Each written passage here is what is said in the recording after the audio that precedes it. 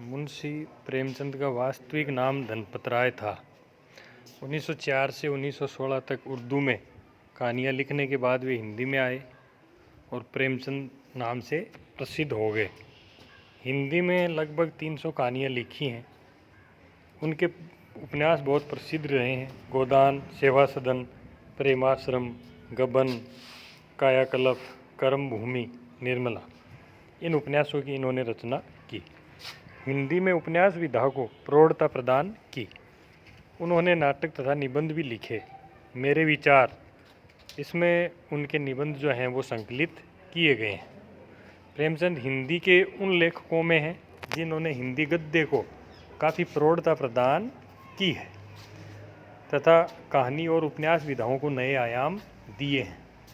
प्रेमचंद के साहित्य का प्रमुख स्वर है समाज सुधार। कला का कार्य मनोरंजन नहीं अपितु सामाजिक सौदस्यता है। यही सूत्र उनके समस्त लेखन का आधार है। प्रेमचंद की कहानियों में समाज की कुरीतियों, राजनीतिक उथल पुथल, किसानों की दयनीय दशा, सामाजिक रूढ़ियों के बंधनों में तड़पती नारी की वेदना का मार्मिक चित्रण हुआ है। दलित और शोषित के प्रति संवेदना से ओतप्रोत प्रेमचंद की कहानियाँ पाठक के मन में केवल करुणा ही नहीं जगाती अपितु पाठक को शुभ और आदर्श की ओर भी प्रेरित करती हैं। अपने आरंभिक जीवन में प्रेमचंद गांधी जी से प्रभावित रहे हैं, अतः उनकी कहानियों में आदर्शवाद का स्वर भी मुखरित है। किंतु धीरे धीरे वे यथार्थवाद को स्वीकार करते हैं। कफन, पूस की रात आदि कहानियों में उनकी यथार्थवादी दृष्टि की झलक मिलती है।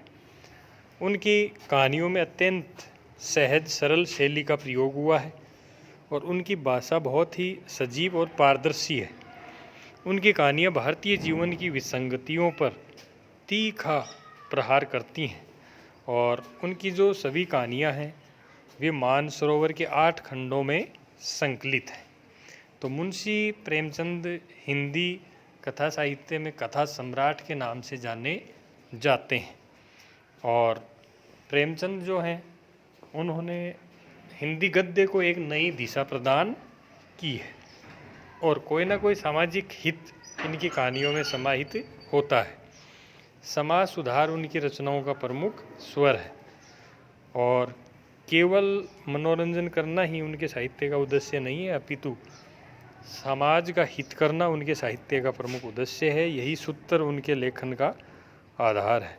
सामाजिक कुरीतियाँ, किसानों की दयनीय दशा, सामाजिक रूढ़ियाँ, इन पर इन्होंने करारा प्रहार किया है।